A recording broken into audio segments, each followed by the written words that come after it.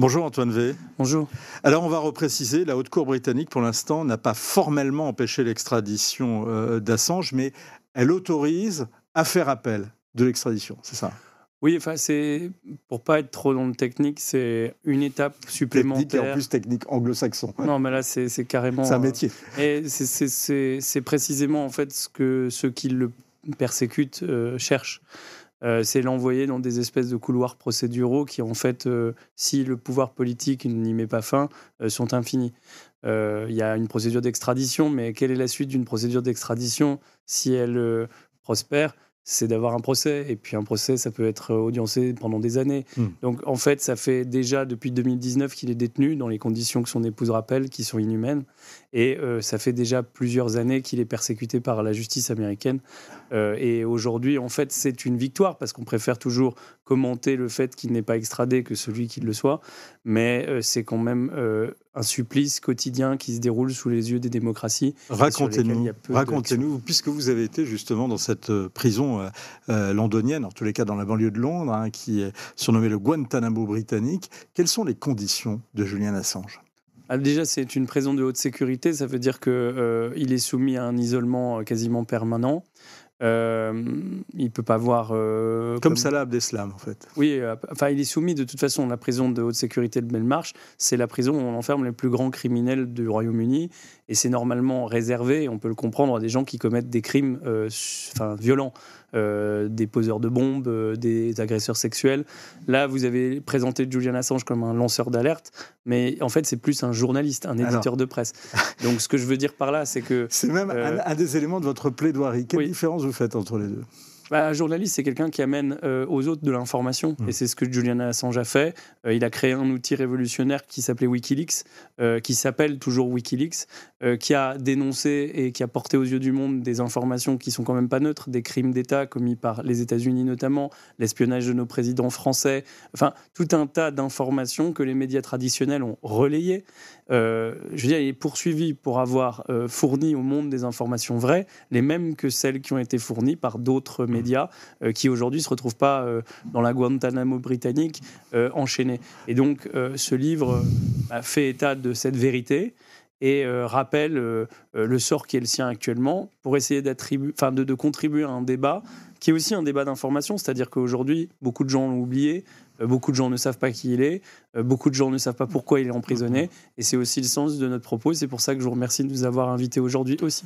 Ce mardi, le Premier ministre australien a demandé la fin des poursuites contre Julian Assange.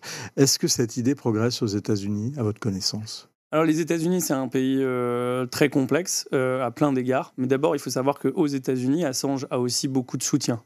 Maintenant, la difficulté, c'est que le président des États-Unis, qui a un pouvoir de grâce, quand Trump était là, on espérait qu'il allait gracier Assange, ça a été discuté, est quand même sous le contrôle du renseignement et d'une administration sur laquelle il a en fait peu de prise. Aujourd'hui, nous, ce qu'on voit, c'est que de plus en plus, dans certaines démocraties, les gouvernants prennent la parole pour demander la libération d'Assange. C'est le cas en Australie, vous l'avez rappelé. C'est le cas en Allemagne. Il ne me semble pas que ce soit le cas en France. Non, et c'est aussi une des raisons pour lesquelles on a essayé de produire ce petit ouvrage, pour qu'on puisse dire à nos gouvernants, mais aussi aux citoyens, vous ne pouvez pas dire que vous ne saviez pas. Et vous saviez forcément qu'une personne qui a révélé des faits vrais, qui est un journaliste, qui a contribué au débat démocratique et notamment qui a révélé des faits qui protègent l'État français. L'espionnage par les États-Unis des précédents présidents de la République est un fait qui a été révélé par Wikileaks. Et ils défendent d'une certaine façon un certain regard sur la souveraineté des États aussi. Alors justement, c'est ça qui est intéressant parce que y a plusieurs points qui sont soulevés par l'affaire Assange. D'abord, pourquoi vous dites que votre plaidoirie est impossible ? On vient de voir que le cas est pas complètement perdu, puisque il a son extradition, il a le droit aujourd'hui de faire appel de son extradition. Oui, mais c'est pas pour ça qu'il a un procès équitable. C'est pas pour ça qu'il a un espoir un jour que sa cause soit entendue par un juge indépendant. Vous savez, dans le meilleur des scénarios, il est renvoyé aux États-Unis pour être jugé par un juré populaire qui est composé essentiellement d'anciens retraités de l'intelligence américaine. Donc, on n'est pas dupe sur l'éclipse du droit qui se déroule. C'est-à-dire, c'est pas du droit dans le sens de l'application de règles qui visent à protéger les libertés des individus. C'est le droit, en ce sens, l'application d'une force politique qui utilise l'institution judiciaire comme une administration pour combattre un individu qu'ils veulent écraser. Donc, le droit est à la fois mis en avant parce que c'est la seule protection qui lui est offerte. C'est pour ça qu'il a des avocats, c'est pour ça qu'on est là aujourd'hui. Mais c'est aussi l'arme par laquelle on l'accuse. Et on l'a plongé aujourd'hui dans l'oubli. Donc, c'est un petit peu ce qui est décrit dans ce concept qu'on connaît depuis toujours, qui s'appelle le lawfare, qui est une guerre qu'on conduit en dévoyant la justice et en dévoyant les règles. À quand remonte votre dernière rencontre avec Julian Assange ? Au mois de mars, juste avant la préparation un peu active de cette audience. C'est quelqu'un que j'essaye de voir assez régulièrement, mais comme vous le raconte son épouse, vous savez, la question qu'on nous pose tout le temps, c'est comment va-t-il ? Mais c'est une question à laquelle on ne peut pas répondre. Comment va quelqu'un qui est persécuté ? Comment va quelqu'un qui ne sait pas de quoi le lendemain sera fait, qui ne voit pas ses enfants, qui ne voit pas sa famille ? Et encore une fois, on a du mal, si vous voulez, avec l'argument de la compassion, à attirer des gens dans notre cause. Ce qu'il faut, c'est pas uniquement être dans la compassion, c'est comprendre pourquoi il est en prison. Qu'est-ce qu'il vous a dit ? On essaye de comprendre comment... Enfin, je veux dire, nous, on est efficace, on est avocat, donc on essaye de comprendre comment on peut arriver à trouver une porte de sortie. Est-ce que cette porte de sortie, elle est politique, par un sursaut populaire ? Ça a été le cas de Mandela, par exemple. Est-ce que cette porte de sortie, elle est médiatique, par le fait que des médias commencent à raconter le calvaire qui est le sien ? Est-ce qu'elle est démocratique ? Est-ce qu'elle est peut-être judiciaire ? Je veux dire, on peut, quand on est avocat, avoir confiance en la justice britannique, par exemple.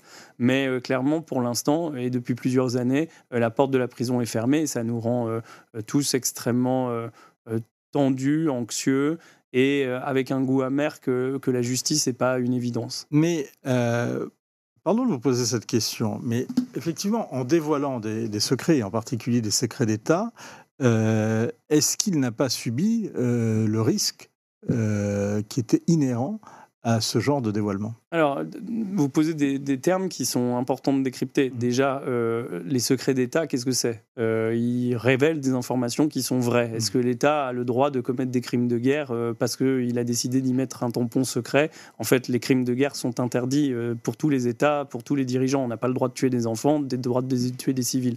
Donc, s'il suffit de mettre un tampon secret pour couvrir en fait toutes les actions d'un gouvernement, c'est assez antidémocratique et c'est assez inexplicable. Deuxièmement, dévoiler. On n'a pas établi de preuves selon lesquelles, par exemple, Julian Assange est Chelsea Manning ou Snowden. Julian Assange... Alors, on répète peut-être qui sont Chelsea Manning, dire, les gens qui sont eux-mêmes Chelsea Manning sont justement celui qui est considéré comme le lanceur d'alerte, justement, exactement. Et celui qui aurait fourni les documents et les moyens de révéler toutes ces correspondances diplomatiques, tous ces télégrammes, tous ces renseignements. Bon, cette mine d'or en matière d'information, on a tous travaillé abondamment sur Wikileaks il y a 10 ans et on continue encore. Mais ça, et Edward Snowden, lui, c'est une autre affaire. Oui, mais qui pose des questions intellectuelles, philosophiques, démocratiques, juridiques légèrement différentes. Donc c'est pour ça que Julian Assange ne doit pas être présenté comme eux.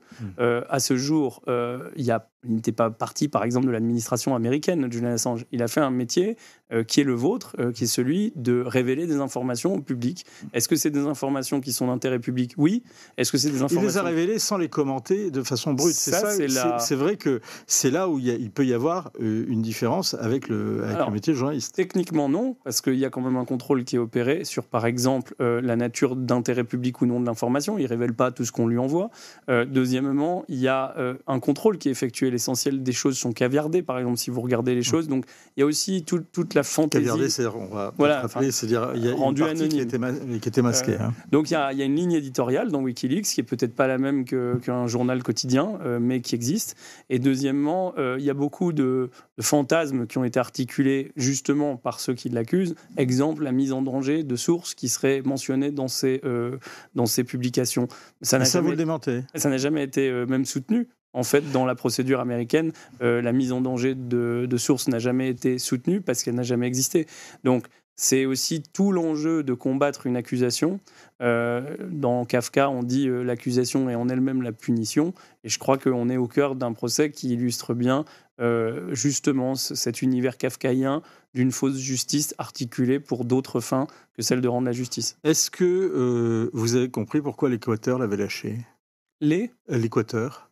Non, parce qu'on est... Oui, alors c'est très facile à comprendre, parce qu'on est encore une fois dans une lutte politique. Pourquoi la France ne soutient pas Assange ? Ça, c'était ma prochaine question. Là, j'étais sur l'Équateur. Parce que dans le monde politique, on est dans des rapports de force et que très clairement, le jour où le président d'Équateur a changé et qu'il était plutôt favorable au pouvoir américain, la nationalité d'Assange qui lui a été retirée n'a pas pesé lourd. Ça montre en fait quelle est la fragilité du droit quand il n'est pas mis en avant dans un état de droit.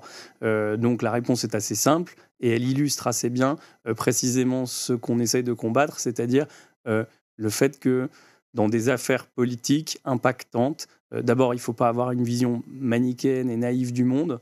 Je dis manichéenne parce qu'il ne faut pas croire que parce qu'on défend Assange, par exemple, on est anti-américain.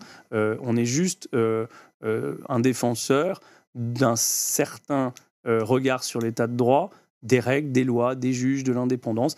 Et ça, c'est peut-être un peu naïf, mais je préfère encore être naïf que ceux qui, globalement, lui font subir le sort qui est le sien. Antoine Levé, c'est l'argument que vous utilisez auprès des autorités françaises ? Déjà, il n'y a pas d'argument à avoir auprès des autorités françaises. Il y a une information à leur apporter. Et l'information, c'est il existe quelqu'un qui, d'ailleurs, avait un lien assez fort avec la France. Il habitait en France avant d'être interpellé au Royaume-Uni. Ses serveurs sont abrités en France. En fait, c'est la fin du livre, qui est une formule empruntée à Zola pendant l'affaire Dreyfus, qui est un moment dans lequel la France a connu aussi une grande histoire d'injustice et dans laquelle un journaliste est venu faire le rôle d'un avocat. Et il dit la vérité et la justice sont les deux seuls socles sur lesquels peut grandir un État. Donc, je voudrais dire, la France est aussi le pays qui a inventé la justice internationale. Qui a inventé d'une certaine façon une conception des droits de l'homme. Et je pense qu'il n'y aurait pas vraiment de dommage à soutenir le cas d'un journaliste persécuté, surtout quand on l'analyse avec le recul de l'histoire. Est-ce que d'autres pays ont été approchés pour éventuellement lui accorder l'asile ? Oui, il y a tout un tas de pays d'abord qui se sont... finalement à l'Australie. Non, mais il y a tout un tas de pays qui se sont d'abord tout à fait prononcés en faveur de l'asile politique, le Mexique, plein de pays. Mais le problème de l'asile politique, c'est qu'il suppose d'avoir en face de soi un homme libre. Or, aujourd'hui, il est détenu, donc il est emprisonné. Si demain, Julian Assange est libéré, vous savez, il est australien, il peut prendre l'Eurostar, arriver chez nous en France, séjourner chez nous, et il pourra continuer à faire son métier ou faire toute autre chose. Et quand vous avez une personne qui est enfermée dans des murs, sans fenêtre, sans télévision et sans l'accès au monde, on ne peut pas faire grand-chose pour lui, et le droit d'asile est un peu symbolique. Est-ce que les GAFA ont pris et n'auraient pas dû prendre la défense d'Assange ? Si, mais les GAFA, et d'ailleurs il y a un livre qui avait été rédigé du temps où il n'était pas incarcéré, un livre entre lui et le patron de Google, qui explique bien comment les GAFA, et notamment Google, travaillent et a été obligé de travailler dans l'univers américain. Donc c'est des coopérations quand même avec le gouvernement américain. Je ne sais pas quel est le regard des GAFA sur le cas Assange. Ce que je sais, c'est qu'on ne peut pas espérer que ces géants grandissent en contradiction et en indépendance par rapport au pouvoir politique américain. La spécificité d'Assange... Pourtant, c'est quand même leur prétention. Donc, oui, précisément, s'ils défendent la liberté d'expression, en tous les cas, ils ont, tel qu'ils défendent la liberté d'expression, plus exactement, leur conception affichée rejoint celle d'Assange. Non, mais le livre le met en avant. Il n'apporte pas de réponse. On pose une question. La liberté de l'information, le choix de l'information qui vous est portée, votre capacité à l'évaluer comme une information crédible ou non crédible. Vous savez, Assange, par exemple, il a été très connu parce qu'il avait révélé que pendant la révolution égyptienne, on avait coupé juste un câble en cuivre qui, en fait, faisait transiter la moitié des informations, celles qui étaient défavorables au pouvoir. Il y a un outil technologique qu'il faut comprendre aujourd'hui, qui s'appelle Internet, qui est effectivement utilisé par des entreprises. Et cet outil technologique n'est pas régulé de manière satisfaisante et de manière transparente. C'est aussi un des combats que conduisait Wikileaks. Et c'est pardon, mais c'est un des grands combats politiques de l'Union européenne contre les États-Unis. Si l'Union européenne n'est pas capable d'affirmer une voix politique forte, par exemple, sur le contrôle de l'information, sur le contrôle de vos données personnelles, alors elle s'américanise et elle perd ce qui était à l'origine nos valeurs, nos principes et notre histoire. Julian Assange, La vérité impossible. C'est un livre passionnant à lire, en plus une très belle plaidoirie. Et donc, on espère peut-être, pour ceux qui aiment la rhétorique, comme c'est notre cas, que vous pourrez un jour vraiment pouvoir la faire. Merci beaucoup, Antoine V. En tout cas, c'est à lire et c'est aux éditions Plomb. Merci beaucoup. Merci à vous. Point de vue, c'est fini.